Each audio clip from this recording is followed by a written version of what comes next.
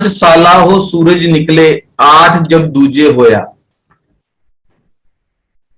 ठीक है, ये जो लाइन है ना, जो मैंने ये डिस्क्रिप्शन लिखी हुई है, मैं ऊपर वाले से डर के बात करता हूं, ये डिस्कशन किसी बुक में मिल जाए तो आप मुझे बता देना।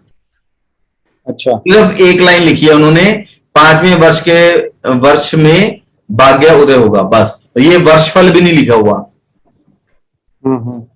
वो सीधे बोलते हैं कि जब 8वें में बैठा हुआ प्लेनेट, ठीक है, वो दूसरे में जाता है, दूसरे घर में, वर्षफल के अंदर। अब जब मैं आगे आपको वर्षफल निकालना सिखाऊंगा, तो आप देखना कि जो 8वें में प्लेनेट बैठा होता है, वो आपके फिफ्थ ईयर के अंदर जो है आपके सेकंड हाउस में चला जाता है। अच्छा, ये बात आप नोट कर लेना कि मैंने ये चीज बोली थी और मुझे आपको दिखानी है जब वर्षफल का चैप्टर आएगा। ओके, ठीक है, तो आपका भाग्य उदय हो जाता है। सूर्य वहां लिखला है 5 साला हो सूरज निकले। सूरज कौन है? सूरज आपके पिता हैं।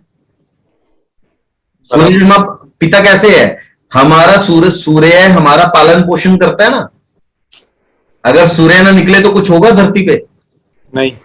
वो अपने घर से निकलता है ऑफिस में, मतलब दिन में, दिन हो गया ना, वो काम करता है, सूर्य काम करता है, तो पेड़ पौधे उगते हैं, सब कुछ होता है। तो हमारा पालन पोषण करने वाला सूर्य है, उससे हमें एनर्जी मिलती है। बराबर। तो हमारा जो पिता है वो हमारे सूर्य हैं। जब आप पिता बन जाओगे तो आप सूर्य हो जाओगे, आपके पिता बृहस्पति हो जाएंगे। जब तक आप कुंवारे हो, पिता नहीं बनते, शादी के बाद भी जब तक आप खुद पिता नहीं बनते, तो वो सूर्य रहेंगे। बराबर। ठीक है, जब आप कमाने लग जाओगे तो आप सूर्य बन जाओगे। बराबर। जब आपके बच्चे हो जाएंगे तो भी आप सूर्य होंगे, आपके पिताजी बृहस्पति हो जाएंगे, मतलब इंडिकेट करेंगे। ठीक है, तो सूर्य उदय होगा 5 साल के लिए। ये 5 साल नहीं है, ये 5th ईयर है जिसमें जातक का भाग्य उदय होगा। सूर्य निकलना, हम बोलते हैं उसका सूर्य निकला है, मतलब उसकी तरक्की हो रही है, उसकी मतलब फेम फैल रहा है उसका। अब आप 5 साल के हो तो आपका क्या क्या फेम फैलेगा? फैल भी सकता है, कोई एक्स्ट्रा ऑर्डिनरी चीज होती है, बहुत विलक्षण लोगों में होती है, लेकिन मीन्स क्या है इसका? आपके पिता का भाग्य उदय हो सकता है, आपके पिता का फेम हो सकता है, आपके पिता का कोई मतलब लाइफ में बहुत अच्छी इनहेंसमेंट हो सकती है। बराबर। जब वो उदय होगा तो आपका भी भाग्य ऑटोमेटिकली उदय हो जाएगा, क्योंकि आप उनके साथ हैं। तो सूर्य को हर तरीके से देखिए, आप हर एंगल से देखिए। बराबर। ठीक है, तो आगे जब आप इसको इंटरप्रेट करेंगे तो आपको मतलब स्थिति को भी देखना है कि 6th हाउस में कौन सा प्लेनेट है, सेकंड में कोई प्लेनेट है या सेकंड हाउस खाली है, वो 8वें में जो प्लेनेट बैठा है उसका मित्र है नहीं है। ये बहुत सारे पैरामीटर्स को आप देखने के बाद वो इंटेंसिटी का पता लगेगा कि कितना उदय होगा। ठीक है, अच्छा। फिर उन्होंने बोला, दोस्त शुक्र दो घूमते पत्थर, शत्रु पत्थर गड़े माना। अब वो बोलता है कि जो शुक्र के दोस्त हैं वो घूमते हुए पत्थर हैं, मतलब वैसे जो शत्रु हैं वो गड़े हुए पत्थर हैं। ठीक है, मतलब शुक्र के दोस्त हैं बुध, केतु और शनि। जैसे वो अपना अपना फल देते हैं, अगर उनका फल घूमते हुए पत्थर मीन्स किस लिए? लाइवलीहुड के लिए, और जो सरप्लस पैसा अगर आपके पास आता है। ठीक है, मतलब if they are connected with 7th house, तो घूमते पत्थर मीन्स कि उनका जो उपाय किया जा सकता है। ठीक है, मतलब जब कोई चीज घूमती है उसकी पोजीशन चेंज होती है ना। जब किसी ग्रह का कोई इफेक्ट अच्छा नहीं आ रहा है, आप कोई रेमेडी करते हैं, तो उसकी रेमेडी तभी मानी जाएगी ना जब उसके हालात पोजीशन चेंज हो जाएगी। बराबर। ठीक है, तो जो शुक्र के दोस्त हैं, फ्रेंडली प्लैनेट्स हैं, वो घूमते हुए पत्थर के समान, मतलब उनकी रेमेडी की जा सकती है। अगर कोई ट्रबल आ रही है तो आप रेमेडी से उसको उसकी इंटेंसिटी को कम कर सकते हैं, जो भगवान की कृपा से उसको ठीक कर सकते हैं। ठीक है, जो शुक्र के दुश्मन है, अब देखिए उन्होंने लिखा सूर्य, चंद्र और शुक्र। अब बात तो शुक्र के दुश्मनों की हो रही है, अब सूर्य चंद्र के साथ शुक्र भी लिख दिया। ये क्यों लिखा है कि सूर्य चंद्र जो है शुक्र के दुश्मन हैं, तो इनका जो फल है, अच्छा बुरा जो भी फल होगा, उसकी कोई रेमेडी नहीं की जा सकती है, वो इंसान को भोगना ही पड़ेगा। अच्छा, ठीक है, अब शुक्र की बात क्यों हुई? वो इसलिए हुई कि सातवें घर के जो हालात हैं वो डिपेंड करेंगे किसके ऊपर? शुक्र की स्थिति के ऊपर। अगर शुक्र की स्थिति खराब हो गई तो पहलवान को, मतलब बीमार को आप इंजेक्शन देके चलने फिरने लायक बना सकते हो, पहलवान नहीं बना सकते। बराबर। ठीक है, तो भी उसके इफेक्ट्स आपको भुगत, अगर शुक्र पीड़ित हो गया तो 7th हाउस में प्रॉब्लम्स आनी ही आनी है। ठीक है, ओके। फिर वो बोलते हैं बुद्ध बराबर चक्कर कुम्हारिन, साथी हत्थे को जाना हो। वो बोलते हैं कि एक तो ये चक्की वाली बात है।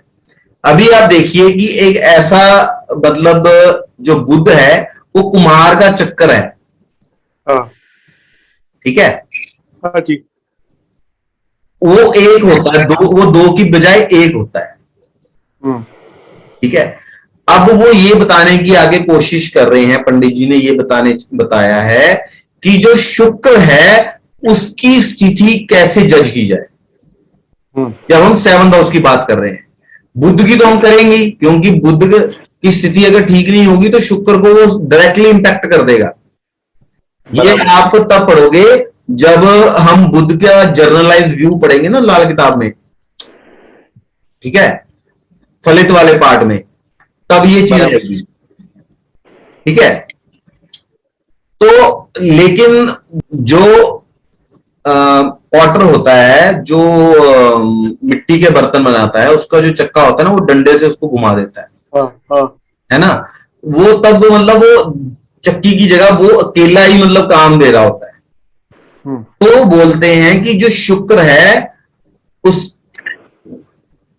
उसकी मतलब 7th हाउस की पोजीशन शुक्र से आएगी, लेकिन उसकी रेमेडी होगी जिस राशि के अंदर शुक्र विराजमान है। देखिए इस चीज को पढ़िएगा। घर का ग्रह, हमने ये पहले टर्म पढ़ी है, घर का ग्रह वो होता है जिसकी राशि होती है। ठीक है, ये हमने पहले पढ़ा है। हाँ जी। ठीक है, सिर्फ इसी चीज से ये चीज लगाया है कि जिसकी राशि में मतलब शुक्र बैठे होंगे उसकी पोजीशन अगर अच्छी होगी वो भी देखनी है। ओके। क्योंकि 7th हाउस की सुनवाई उसके हिसाब से होगी। सुनवाई मीन्स कि उसमें अगर कोई प्रॉब्लम है उसकी वो इंटेंसिटी क्या है। हस्बैंड वाइफ में बहुत चीजें होती हैं, बहुत बार बहस होती है, हर बार उनका वो बहस झगड़े में नहीं बदलती, झगड़ा तलाक में नहीं बदलता। ठीक है, तो वो चीजों को जज करने के लिए कि शुक्र किस राशि में बैठा हुआ है, वो प्लैनेट को भी देखना है कि उसकी वो क्या पोजीशन है उसकी। ओके। ठीक है, अब आप देखिए कि पंडित जी ने इनडायरेक्टली राशियों को इन्वॉल्व कर दिया यहां पे। ठीक है जी। जबकि लोग बोलते हैं कि राशियां, अभी हमने सिर्फ बहुत थोड़ा सा पोर्शन किया है, फिर भी आप देख रहे होंगे कि राशियों की कितनी बार कहां कहां पे रिक्वायरमेंट आई है। हाँ जी। अभी तो बहुत लंबा सफर बाकी है। हाँ सर। ठीक है, तो उसके बाद जो नेक्स्ट लाइन है, जैसे शुक्र हो वैसे फल सब निचले पत्थर से होते हों, बाकी असर ग्रह अपना अपना साथी को प्रबल गिनते हैं। ये दो लाइनों की डिस्क्रिप्शन आपको किसी बुक में नहीं मिलेगी, गारंटेड बोल रहा हूं, ऑन द रिकॉर्ड बोल रहा हूं ये बात। ये क्योंकि जब मैंने जितनी मतलब स्टडीज की तो कहीं भी इन दो लाइनों की वो नहीं थी। अभी आप देखिए, चलो हम इसको वो करते हैं, डिकोड करते हैं। उन्होंने बोला शुक्र हो वैसे फल सब निचले पत्थर से होते हैं। ये जो बुक उस टाइम में लिखी गई जब ज्योतिष मेल डोमिनेटेड, ठीक है, तो ये बात की जा रही है कि शुक्र के जो बैड इफेक्ट्स हैं या शुक्र हालात बताएगा आपकी पत्नी के बारे में। निचला पत्थर, चक्की का जो बेस है, निचला पत्थर जो है, ठीक है ना, वो पत्नी है। जैसा शुक्र हो वैसा ही फल जो है निचले पत्थर का होगा, मतलब आपकी पत्नी का होगा। अगर किसी मेल का आप चार्ट देख रहे हो, वैसा ही जो इफेक्ट है, व्यवहार है, रिजल्ट है, वो उसकी पत्नी के बारे में होगा। ठीक है, ओके। क्योंकि आप देखिए जो मेल है, ठीक है, जो मेल है वो बाहर, उस टाइम की बात कर रहे हैं जब ये लिखी गई थी, वो बाहर जाता है, समाज में बाहर जाता है, अर्निंग करता है, राशन पानी लेता है, जो भी चीजें करता है, बाहर के काम करता है, और फिर वो घर में ले आता है। ठीक है ना। चक्की में क्या होता है, ऊपर से उसमें वो कनक डालते हैं, इनपुट जो है वो ऊपर से होता है। बराबर। ठीक है, इसीलिए जो नीचे का पत्थर है वो फीमेल जो इसकी पत्नी है उसको माना गया। ये जो दो लाइंस हैं इनका मतलब बहुत बारीक, बहुत थोड़ा थोड़ा डिफरेंस है। फिर वो बोलते हैं बाकी असर ग्रह अपनो अपना, एक्चुअली मेरे थोड़ी हिंदी की टाइपिंग की दिक्कत है, यहां है अपनो अपना, मींस अपना अपना प्रभाव देते हैं, साथी को प्रबल गिनते हैं। मतलब अगर और कोई ग्रह बैठे होते हैं, 7th हाउस में कोई ग्रह से ऑक्युपाइड है, ये तो बात होगी शुक्र की, मेल की, उसमें उसकी फीमेल का जो हालात है, ठीक है, वो अपना अपना इफेक्ट देते हैं। जो भी मतलब उसके इफेक्ट्स लाल किताब में 7th हाउस में बोले गए हैं, और वो साथी के ऊपर आते हैं। मतलब अगर मेल का चार्ट है तो फीमेल मतलब उसकी पत्नी, अगर फीमेल का चार्ट है तो उसके पति को वो मतलब प्रबलता से वो इफेक्ट देते हैं। ठीक है, हाँ जी। इसमें मतलब ये क्लियर हो गई। इसमें ये भी है कि इसमें पार्टनर की जगह पे आप ये भी ले सकते हैं कि अगर आप पार्टनरशिप में बिजनेस कर रहे हैं, देन भी ये बात जो है वो लागू होगी, वो पत्नी वाली बात को छोड़ के। Okay. 7th house is very important for partnerships. ठीक है जी।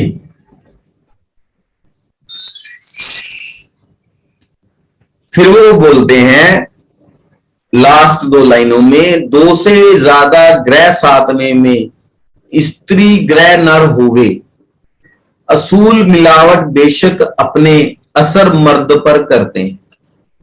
वो बोलते हैं कि आमतौर पर जो फीमेल प्लैनेट्स हैं वो फीमेल पे इफेक्ट करते हैं, और जो मेल प्लैनेट्स हैं वो मेल पे इफेक्ट करते हैं। लेकिन अगर 2 से ज्यादा प्लैनेट्स हों और उनमें फीमेल प्लैनेट भी हों, तो उनका जो इफेक्ट है वो मेल प्लैनेट की तरह ही देखा जाना चाहिए। अगर दो से ज्यादा ग्रह हों सेवंथ हाउस के अंदर और उसमें स्त्री ग्रह भी हैं, तो उनको जो है मेल मतलब कि नर ग्रहों की तरह ही उनका इफेक्ट देखना चाहिए। जैसे उन्होंने बोला है कि जो चंद्रमा है अगर किन्हीं दो प्लैनेट्स के साथ उसमें बैठा हुआ है उसका मेल खाना नंबर 7 में, तो जैसा जो मतलब उसका इफेक्ट है वो बृहस्पति पे जाएगा, ठीक है, या जातक के फादर के ऊपर जाएगा।